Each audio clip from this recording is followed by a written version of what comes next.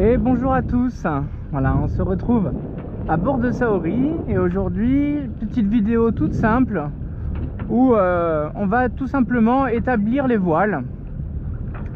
Donc hisser la grand voile et dérouler le génois, la voile d'avant, afin de pouvoir couper le moteur et de naviguer sous voile. Voilà, quelque chose de tout simple, mais au lieu de vous montrer juste le hissage qui est pas si intéressant que ça, il y a beaucoup de choses à dire pendant le hissage de la voile, mais je pense que je vais vous montrer aussi la préparation avant de hisser, parce qu'au final c'est 90% du boulot, c'est la préparation, et après hisser la grand voile c'est vraiment juste de l'exécution. Donc là pour l'instant j'ai rien préparé exprès pour vous montrer un petit peu toute la démarche à suivre avant de se dire allez ça y est je vais border, je vais tirer sur la drisse afin de hisser la grand voile et on est parti quoi. Avant cela il y a toute une méthodologie à appliquer et je pensais que ça serait intéressant de la revoir. Voilà, c'est tout bête, c'est la base, mais ça peut servir à certains. Voilà. Donc première chose, on va voir un petit peu si au niveau du pont tout est clair. Je vais voir là par exemple, vous voyez le taux a été bien écarté, reclipsé en dessous pour pouvoir hisser la grand voile sans souci. Mes coulisseaux sont tous en place, hein, vous les voyez, c'est tout ça là, ils sont tous en place prêts à grimper, donc là il n'y a pas de souci. Ma manille du point d'amure, elle est nickel, elle est en place, elle est vérifiée. Au niveau de mes écoutes de génois, elles sont en place également, on voit que elles passent bien là à l'extérieur et là à l'intérieur, donc là c'est pas bon par exemple. Chaque fois maintenant à cause de l'embelle je la ressors. Hop, donc on fait bien passer à l'extérieur, pour ma part en tout cas pour mon bateau, entre le baoban et le galoban. Hop, voilà, donc toujours important de bien vérifier ces passages d'écoute. Ok, on vérifie que pour l'instant la drisse est pas emmêlée, mais on y reviendra par la suite. Après, au niveau de votre voile, donc du coup on a vérifié la drisse, on a vérifié le point d'amure, on va vérifier ici au niveau des ris. On va voir, on va sortir les ris qu'on range souvent à l'intérieur des voiles comme ça, et on va voir si on a assez de longueur pour hisser notre grand voile. On voit qu'au niveau du riz 2 c'est nickel, mais qu'au niveau du riz 1 c'est pas bon, donc on va préparer ces riz. Hop, oh pardon, je sais pas ce que je filme. Voilà, on va ouvrir au piano les riz et on vient donner pas mal de longueur aux riz, hop, qui nous permettent à réduire la voilure si le vent forcit.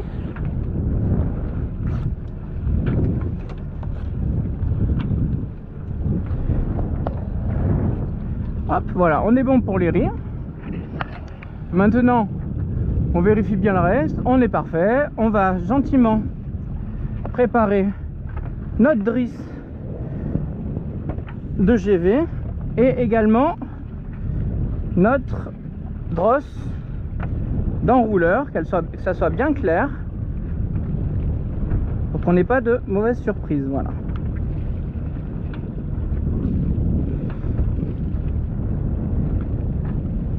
Ok, maintenant qu'au niveau des bouts tout est clair, on a tout vérifié, tout est clair, on va venir chercher évidemment notre meilleur face au vent. On va demander au pilote d'être le plus efficace possible. Pour trouver le face au vent, je vous expliquais plein de techniques. Une technique assez simple quand on va pour hisser la voile, c'est de faire un petit drapeau comme vous le voyez, et on voit qu'il faut encore lofer.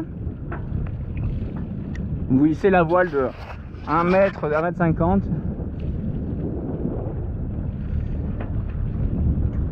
9 mètres, je fais un petit check.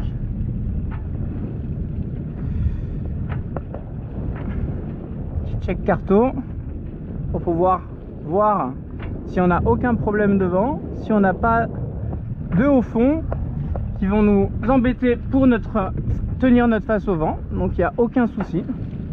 Ça doit être une vague de bateau que je vois en fait. Du coup on va encore se faire un petit 10 degrés final.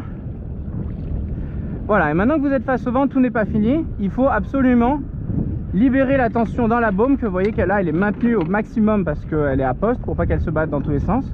Du coup je viens choquer le halba qui est ici, qui va permettre déjà, vous voyez, hop là il est un peu plus souple.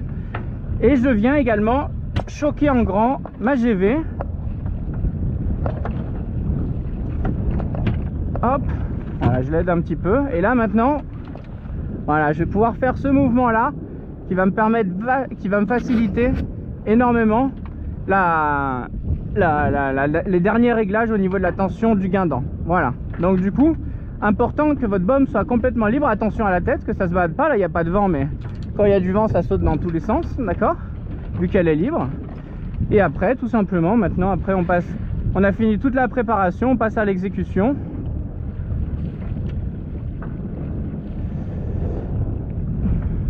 On a notre manivelle de winch qui est prête. Je vais vous mettre comme ça. Voilà, on vient faire des brassées tranquilles, on se fait pas mal au dos.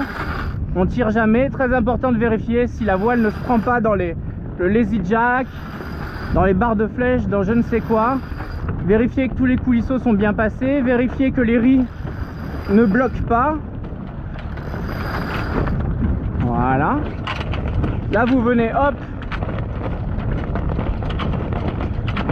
self-telling, hop, on ferme le taquet, on vérifie ce qu'on fait. On regarde toujours en l'air quand hisse les voiles, jamais regarder ses mains. Voilà, on regarde surtout le guindant, on regarde qu'en tête tout va bien. Voilà, ici ça peut monter nickel, donc hop, on peut travailler sur notre guindant. Voilà, c'est peut-être à peine trop, on va voir ça de suite. Du coup, hop, on va récupérer notre écoute. Un petit peu bordé, pas trop, sinon quand il y a beaucoup de vent vous partez au près. Et on va abattre gentiment.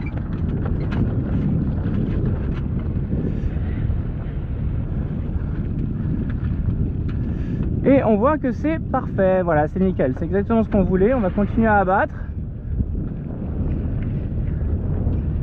Hop, là on a une voile qui est un petit peu creusée parce que la baume forcément est remontée. Donc qu'est-ce qu'on fait?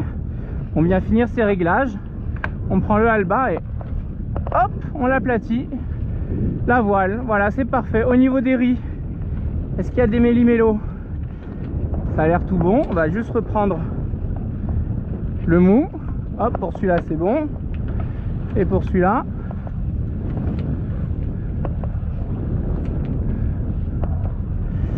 ok.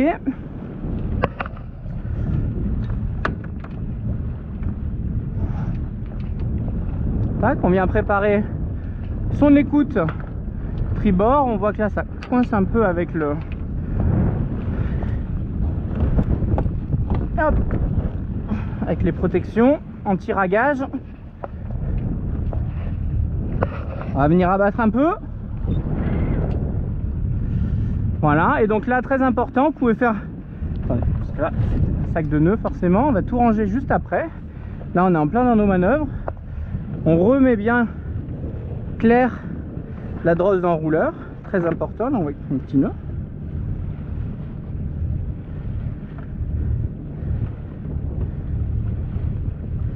Voilà, par contre on va en faire un volontairement quand même. Voilà. Et là le but ça va être que le génoise ne se déroule pas d'un coup, pour qu'il claque d'un coup une fois complètement déployé. Et pour ça vous avez juste à retenir, vous prenez un petit peu à tribord sur l'écoute pour l'accompagner, le génois, pour l'aider à se dérouler. Quand il prendra le vent il va se dérouler tout seul. Et là vous, hop, grâce à un petit tour mort comme ça, pour pas que ça parte d'un coup, au moins ça vous cisaille pas les mains. Important aussi de laisser filer, mais pas de se brûler l'intérieur des mains en laissant filer justement la drosse sans avoir fait le tour mort. Voilà. Après on choque complètement, on lâche complètement pour vraiment que le tambour puisse être libre et se pivoter selon ses besoins. Hop, on va se faire un petit coup de manivelle également. Hop.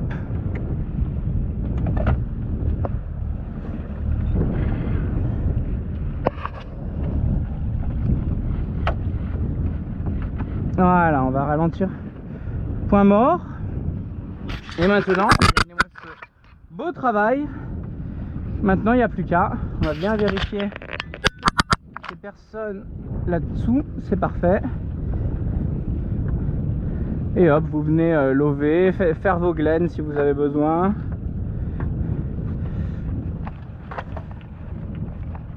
Voilà, pour la drisse. Pour la drisse, une technique bien particulière. Je sais pas si je l'ai déjà fait en vidéo, je crois pas. Est-ce que ça mériterait une vidéo en soi peut-être une prochaine fois? Je vais vous le donner comme ça gratos. Hop. Donc technique Yachtmaster également. Un truc qui était obligatoire sous certaines conditions, c'était de pouvoir affaler d'urgence et choquer directement. Attendez, on va couper le moteur, on s'entendra mieux.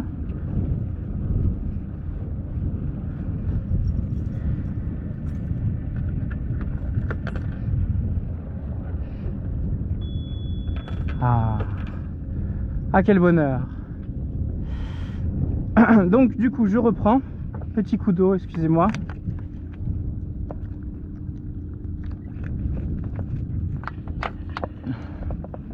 Pour la drisse, pour qu'elle soit tout le temps qu'on puisse tout le temps affaler la voile d'urgence, ce qui est important, c'est de la mettre en place d'une certaine façon. Alors regardez bien comme je fais. C'est le début qui est le plus difficile. Vous mettez votre main comme ça, comme un petit creux. Je pense que vous voyez bien que c'est bien cadré. Hop. Et vous allez faire des 8. Il faut que ça fasse des 8 dès le début. Vous voyez que là, dès le début, ça fait un 8. Alors, je pourrais pas vous le faire mal. Encore une fois, c'est toujours compliqué de faire les choses mal. Quand on veut les faire exprès, bien sûr. Quand on veut pas les faire exprès, c'est très facile. Et vous venez enrouler comme ça. Et vous voyez qu'à chaque fois, regardez ici, c'est ici que tout l'intérêt, ça se passe là. À chaque fois, hop, hop, hop, comme les lignes d'un kitesurfer apparemment. Ils font la même technique. Maintenant, une fois que vous avez tout comme ça, ce qui est très important, c'est vous enlevez votre paquet comme ça. Et là, il va falloir faire un joli saut de crêpe. Et hop, voilà. Tac. Et là, maintenant, la magie du truc, c'est que si vous devez d'un coup choquer, ouvrir le taquet en grand pour affaler, et bah regardez comment ça se passe ici, toujours au milieu, que c'est important. Vous voyez que ça peut courir complètement.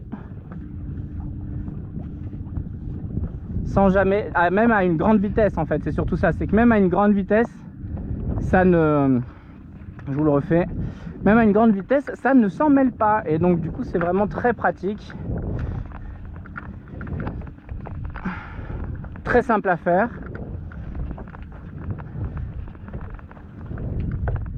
Hop, juste le retourner de crêpe, hop, voilà, vous le laissez comme ça, ainsi.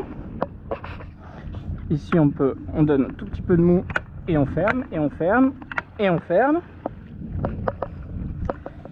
Et on finit de ranger, voilà. Là tout n'est pas fini, il faut finir de ranger, il faut finir de faire propre.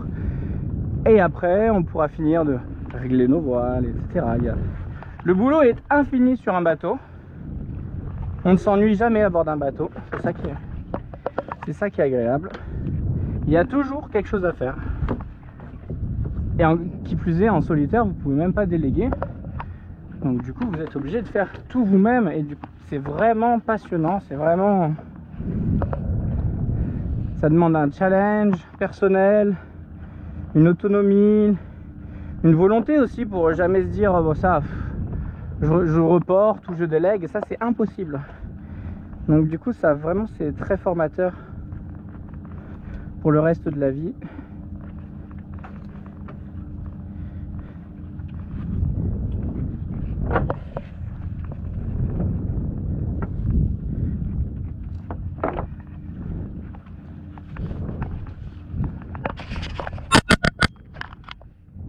Tada!